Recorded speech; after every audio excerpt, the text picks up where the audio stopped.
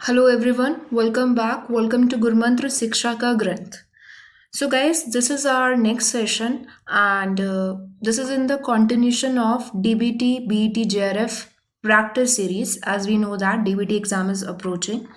And in this session we are going to revise some concepts and basically we'll focus on some very important PYQs from year 2010 to year 2019. Let's start everyone. Okay, in case आपने अभी तक इस YouTube channel को subscribe नहीं किया है कर लीजिए। मोरओवर आप मुझे मेरे टेलीग्राम चैनल गुरु मंत्र पर भी ज्वाइन कर सकते हैं, जहां डेली बेसिस पर मैं काफ़ी सारी इन्फॉर्मेशन शेयर करती हूँ। So guys, today's live test is of 24 marks. जिन स्टूडेंट्स को नहीं पता उनको मैं फटाफट से एक बार रूल डिफाइन कर देती हूँ।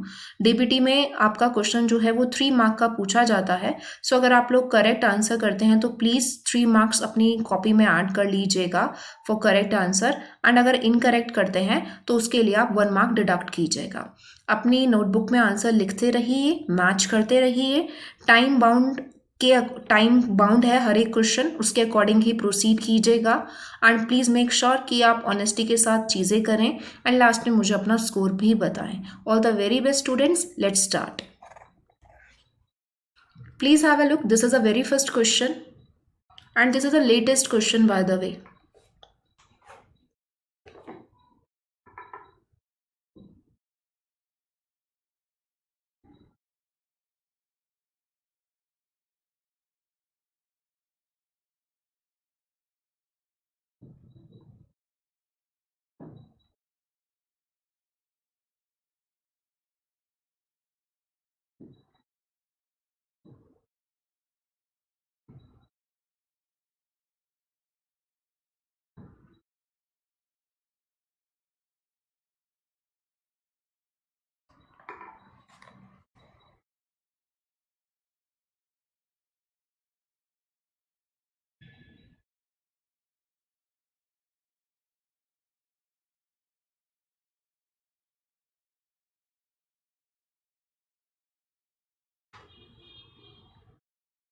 Please stop student, your time is over. And the question is the type of transport that does not reach Vmax, that is the maximum rate. And the correct answer for this question is option number 1, that is simple diffusion across lipid bilayer. आप जानते हैं जब आप transportation की बात करते हैं, transportation में आप डिफरेंट टाइप्स देखते हैं। पैसिव ट्रांसपोर्टेशन में स्पेसिफिकली आप डिफ्यूजन का केस देखते हो, जिसमें आप सिंपल डिफ्यूजन की बात करते हो एंड बात करते हो फैसिलिटेटेड डिफ्यूजन की। अगर आप इनका ग्राफ एनालाइज करते हो तो वहाँ आप देखते हो सिंपल डिफ्यूजन का ग्राफ आपको स्ट्रेट फॉरवर्ड ग्राफ मिलता है, यानी कि जैसे जैसे सबस्ट्रेट की कंसंट्रेशन बढ़ती जाएगी वैसे वैसे रेट भी बढ़ता जाएगा, क्योंकि सिंपल डिफ्यूजन में सिंपली जो है हाई कंसंट्रेशन से low concentration along the concentration gradient चीज़ें मूव कर रही हैं। जबकि आप देखते हो फैसिलिटेटेड डिफ्यूजन में आपको कुछ इस तरीके का सेचुरेटेड ग्राफ मिलता है, अगर सारे के सारे फैसिलिटेटर्स ऑक्यूपाई हो जाए तो यहाँ आप देखते हैं सिंपल डिफ्यूजन में मैक्सिमम रेट नहीं आ पाता, मैक्सिमम रेट ऑफ ट्रांसपोर्टेशन आप नहीं देखते हो, बिकॉज आप देख रहे हो टाइम टू टाइम चीज़ें जो है वो मूव करती चली जा रही हैं। 3 मार्क्स अगर आपका आंसर 1 है तो। And let me tell you, transportation वाला part, transportation across plasma membrane is very important. Make sure इसको आप अच्छे से प्रिपेयर करें if you are targeting this exam. Moving to the next question. Please solve this question. Use elimination strategy.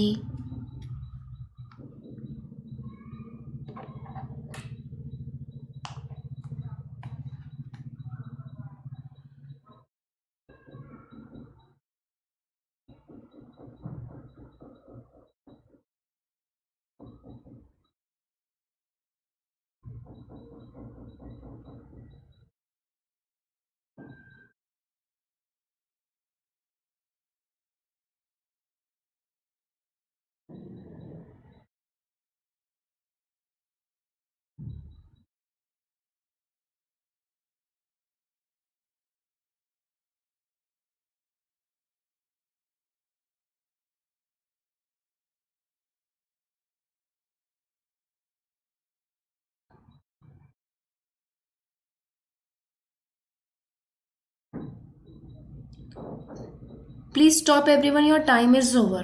Question is from cell cycle. Which of the following conditions would tend to promote cell cycle progression? क्या इसमें से चीज cell cycle को progress करवाएगी या फिर cell cycle जो है आगे मूव करती चली जाएगी?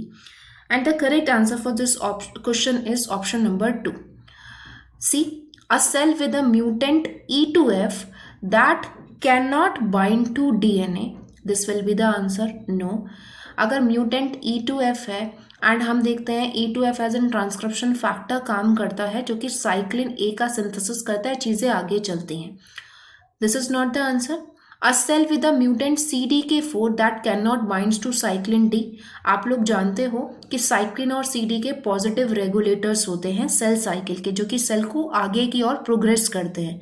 लेकिन अगर म्यूटेंट केस है CDK4 का तो डेफिनेटली साइक्लिन डी कॉम्प्लेक्स नहीं बना पाएगा एंड सेल साइकिल प्रोग्रेशन नहीं होगा. Expression of a mutant retinoblastoma protein that can not be phosphorylated by cyclin D. आपको पता है रेटाइनोब्लास्टोमा अगर फॉस्फोराइलेट होता है उसके बाद ही E2F फ्री होता है एंड आगे सेल साइकिल प्रोग्रेस करती है. सो अगेन यहाँ पर भी म्यूटेंट केस है तो it would not promote cell cycle progression. Again आप देख रहे हैं एलिमिनेशन स्ट्रैटेजी से करेक्टली आंसर आपके पास है, that is second one. A cell with mutant P16 जो कि एक इनहिबिटर है, अगर उसने इनहिबिट नहीं किया तो डेफिनेटली सेल साइकिल प्रोग्रेशन आगे बढ़ जाएगा. Please add marks accordingly. Moving to the next question. Start solving it.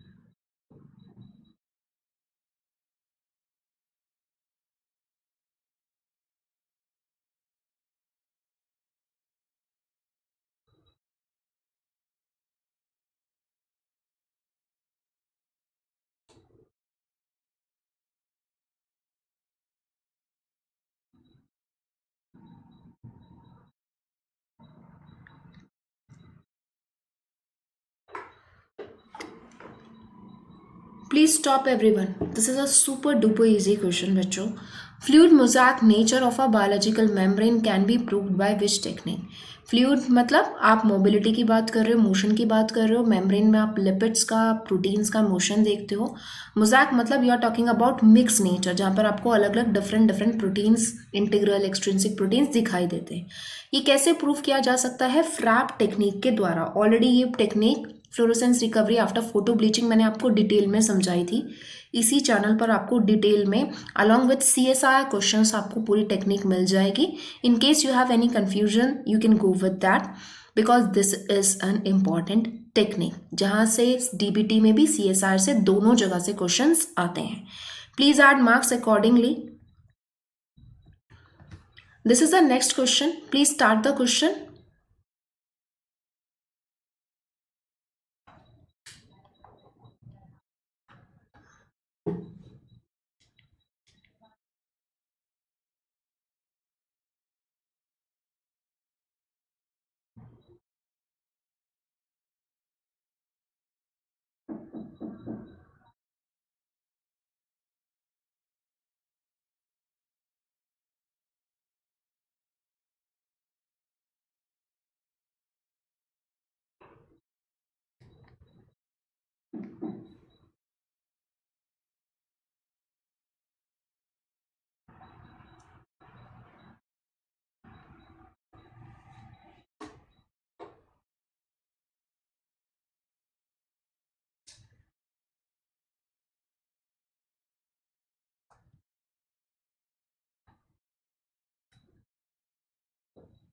Please stop everyone. This is a super duper easy question.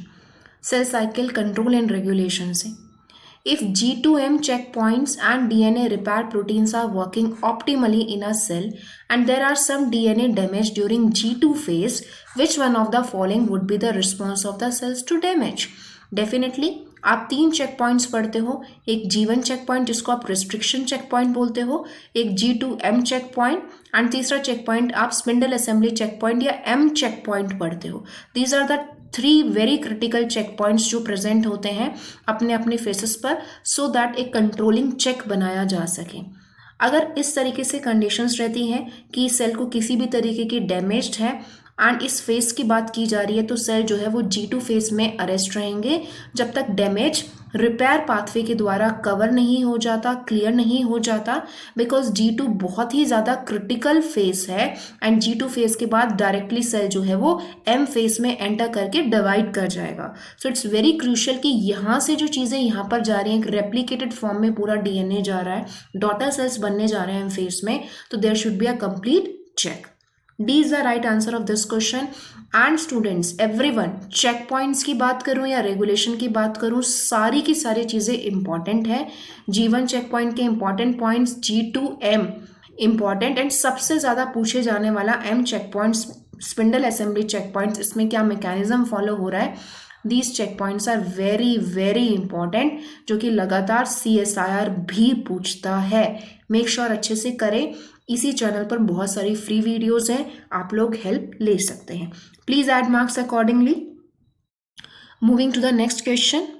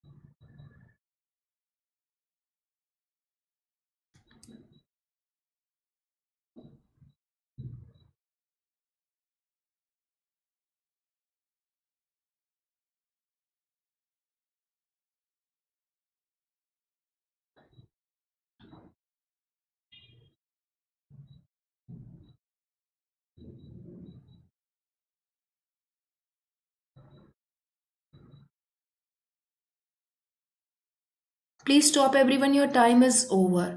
Transferrin, iron binding protein, binds with its receptor and recruits clethorin via which one of the following proteins? You have to name the protein. And the correct answer is AP2 adapter protein. जब आप transportation पढ़ते हो, specifically आप transportation पढ़ते हो macromolecules का, वहाँ आप कुछ प्रोसेसेस पढ़ते हो, एंडोसाइटोसिस, एक्सोसाइटोसिस, पिनोसाइटोसिस, कि कैसे मैक्रोमोलिक्यूल्स का ट्रांसपोर्टेशन हो रहा है। एंड अगेन ट्रांसपोर्टेशन में आप देखते हो वेसिकल्स का बहुत इंपॉर्टेंट रोल होता है, चाहे चीज़ें सेल के अंदर आए या चाहे चीज़ें सेल से बाहर जाएं, या फिर प्रोटीन सॉर्टिंग में भी आप ये चीज़ें देखते हैं।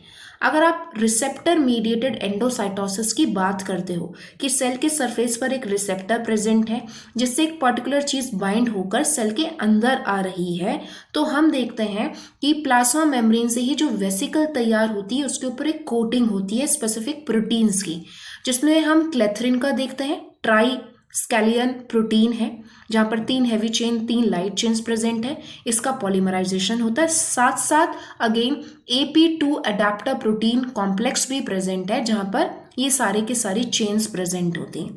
आप देख रहे हो रिसेप्टर है, उससे बाउंड लाइगेंड है जो कि इंटरलाइज करना है। यहाँ पर AP2 complex is also associated with the receptor and बाहर जो है क्लेथरिन की कोटिंग है। जैसे ये एंडोजोम इंटरलाइज होते हैं, हम देखते हैं ये अनकोटिंग होकर दोबारा भी यूटिलाइज हो सकते हैं। इसका कंप्लीट मैकेनिज्म है। अगेन इसके भी काफ़ी सारे फीचर्स हैं जिस पर आपको फोकस करना है। Clathrin mediated, caveolae mediated endocytosis का process is important. Make sure अच्छे से करें, whether you are preparing for DPT or for CSIR. Give yourself 3 marks if you are correct. Moving to the next question.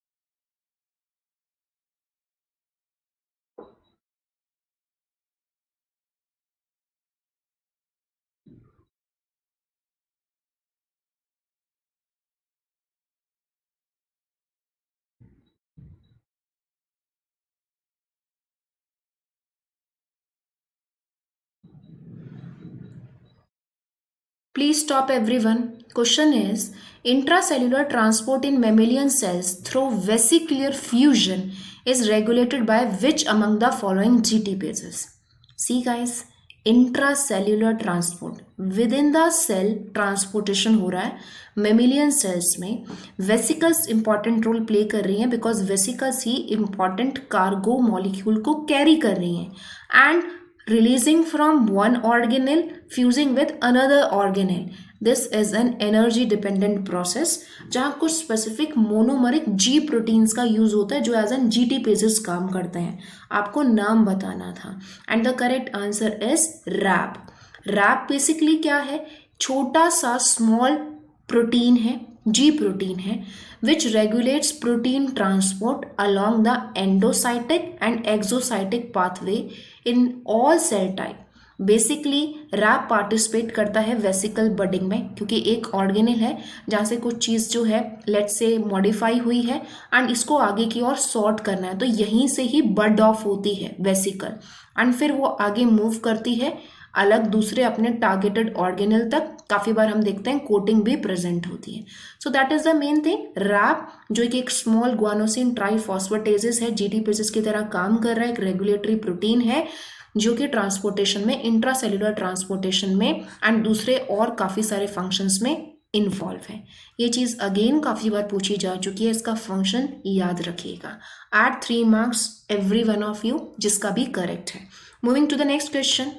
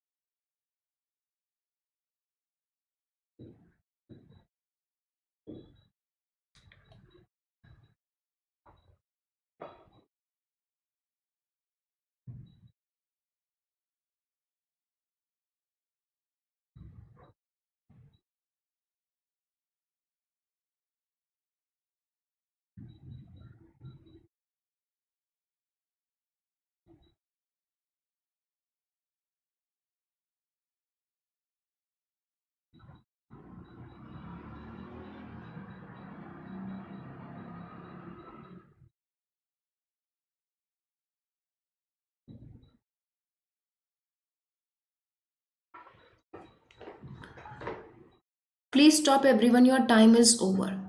Polytene chromosome is generated due to. Chromosomes के हम अलग अलग types पढ़ते हैं, lampbrush chromosome, polytene chromosome. Polytene chromosomes क्यों generate होते हैं? It is basically generated due to repeated DNA replication in DNA without segregation. Separation नहीं हो रहा है एंड रिपीटेड वे में डीएनए रेप्लिकेशन हो रहा है जिससे कि पॉलीटीन क्रोमोसोम्स आते हैं. This is a beautiful stained picture of a polytene chromosome. Basically repeated replication of homologous chromosome से ये जायंट लार्ज क्रोमोसोम्स आते हैं जहाँ पर हम देखते हैं सिस्टर क्रोमेटिड्स का सेग्रीगेशन नहीं होता. अप्रॉक्सीमेटली आप देखते हो around 1000 identical DNA molecules present है जो कि लेटरल पोजीशन पे परफेक्टली अलाइन होते हैं. छोटा सा कंसेप्ट है बट इजी कंसेप्ट है. आप आराम से इसमें काफ़ी अच्छा स्कोर कर सकते हो डिफरेंट टाइप ऑफ क्रोमोसोम्स के अगर आप फीचर्स याद रखते हो. Please add 3 marks accordingly in case अगर आपका आंसर सही है तो. Moving to the next question and again बच्चों नीचे एक इन्फॉर्मेशन भी फ्लैश करती रहती है. इन केस अगर आपने सब्सक्राइब नहीं किया है चैनल को तो सब्सक्राइब कर लीजिए एंड टेलीग्राम चैनल को ज़रूर ज्वाइन कीजिए क्योंकि वो एक मेरा अल्टीमेट सोर्स है जिसके थ्रू मैं आपको काफ़ी सारी इंपॉर्टेंट चीज़ें कन्वे करती रहती हूँ टाइम टू टाइम जो आपके लिए एक्सट्रीमली यूजफुल हो सकती है अगर आप competitive exam relevant to life science field एक एस्पिरेंट हैं तो. Moving to the next question.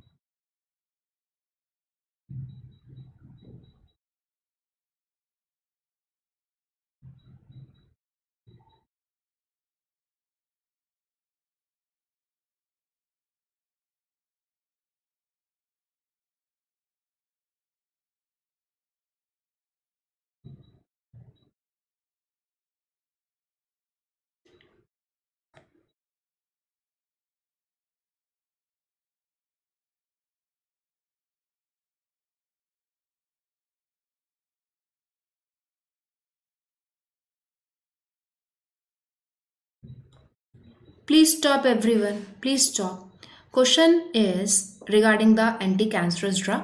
कॉलेचिन basically polymerization block करता है माइक्रोट्यूब्यूल्स का जो साइटोस्केलेटल फिलामेंट है, जबकि टेक्सोल डीपॉलीमराइजेशन ब्लॉक करता है। आपको पता है कि अगर एनाफेज स्टेज में if there is a need कि क्रोमोसोम्स का सेग्रीगेशन हो तो उसके लिए पहले पॉलीमराइजेशन की एंड फिर डीपॉलीमराइजेशन की ज़रूरत है अगर एनाफेज में हमें सेग्रीगेशन करके 2 daughter cells after telophase and cytokinesis चाहिए। अगर सेल को डिवाइड करने से रोकना है, जैसे कि कैंसर ट्रीटमेंट में किया जाता है कि सेल को प्रोलिफरेट कर रहा है रैपिडली, उसको डिविजन से रोकना है, क्या कर सकते हैं? माइटोसिस ब्लॉक कर सकते हैं कि वो डिवाइड ही नहीं हो, जिसका एक अप्रोच है कि माइक्रोट्यूब्यूल स्पिंडल फाइबर्स जो बेसिकली सेग्रीगेशन में मदद कर रहे हैं, काइनेटोकोर पॉइंट से कनेक्टेड है, उनके पॉलीमराइजेशन या डीपॉलीमराइजेशन को ब्लॉक कर दिया जाए। कॉलेचिन अगेन आप देखते हो पॉलीमराइजेशन ब्लॉक करती है, जबकि टेक्सोल जो कि अगेन एक एंटी कैंसरस ड्रग है वो डीपॉलीमराइजेशन ब्लॉक करती है। काम दोनों का सेम है कि माइटोसिस को मेटाफेज स्टेज पर इनहिबिट करना है। यही सेम चीज़ रीफ्रेम होकर मतलब दूसरे क्वेश्चन के फॉर्म में पहले भी पूछी गई थी, किसी और ईयर में दोबारा भी पूछी गई, एंड CSIR भी काफ़ी फोकस करता है। याद रखिए, एंटी कैंसरस ड्रग के नाम भी याद रखिए, जिसमें से ये दोनों बहुत ही इम्पॉर्टेंट हैं। Please add marks accordingly. So guys again let me inform you, काफ़ी सारे क्वेश्चन सीरीज़ हमने यहाँ करी है एंड कंटिन्यू मैं करती रहूँगी जब तक आपका एग्ज़ाम नहीं आ जाता, एंड हम टारगेट करेंगे डिफरेंट मॉड्यूल्स को भी। And I will be starting with molecular biology, immunology and lots of practice sessions. कल से हम फोकस करने वाले हैं मॉलिकुलर बायोलॉजी के कुछ इंपॉर्टेंट प्रैक्टिस पर, तो मेक श्योर कि आप कनेक्टेड रहें एंड किसी भी तरीके से कोई इन्फॉर्मेशन को मिस नहीं करें। Please tell me your marks also. Okay guys, apart from Gurmantra YouTube channel, आप मुझे अनअकैडमी पर भी फॉलो कर सकते हैं। I am one of the educator there, जहाँ पर काफ़ी सारे फ्री सेशंस होते हैं, डेली लाइव क्लासेस भी होती हैं, अनलिमिटेड एक्सेस आपको मिलता है after taking the paid subscription. Structured courses वहाँ प्रेजेंट रहते हैं अगर आप लाइव क्लासेस में ज्वाइन करते हो। Live test and quizzes test series भी रनिंग रहती हैं कि आप अपना एक प्रॉपर एनालिसिस कर सकते हैं। अनअकैडमी पर आप मुझे मेरे नाम नेहा तनेजा से ही सर्च कर सकते हो under CSI UGC net category. अगर आप पेड सब्सक्रिप्शन लेते हैं, बिकॉज लोड्स ऑफ यूनिट मैं वहाँ डिटेल में पढ़ाती हूँ, अगर आप पेड सब्सक्रिप्शन लेते हैं for 1 month, 3, 6, 12, 24 month according to your need, आप at the time of fees payment मेरा नाम as an referral code use कर सकते हो नेहा, ताकि आपको 10% डिस्काउंट टोटल फीस पर मिल जाए। इन केस अगर आपको रिगार्डिंग प्लस मुझसे बात करनी है, आप मेरा टेलीग्राम चैनल ज्वाइन करके मुझसे एक टेलीफोनिक कन्वर्सेशन भी कर सकते हो in case you have any query relevant two plus. Again that is totally your choice. It would be great अगर एक स्ट्रक्चर्ड प्लान वे में आपकी तैयारी हो, अगर आप पैशनेटली डेडिकेटेड हो अपने ड्रीम्स की तरफ। सो गाइस, होपफुली सेशन आपको पसंद आया होगा। Please like the session. Thank you so much for joining. Definitely we will be continuing with more practice session. Thank you for your love and support. See you soon. Take care.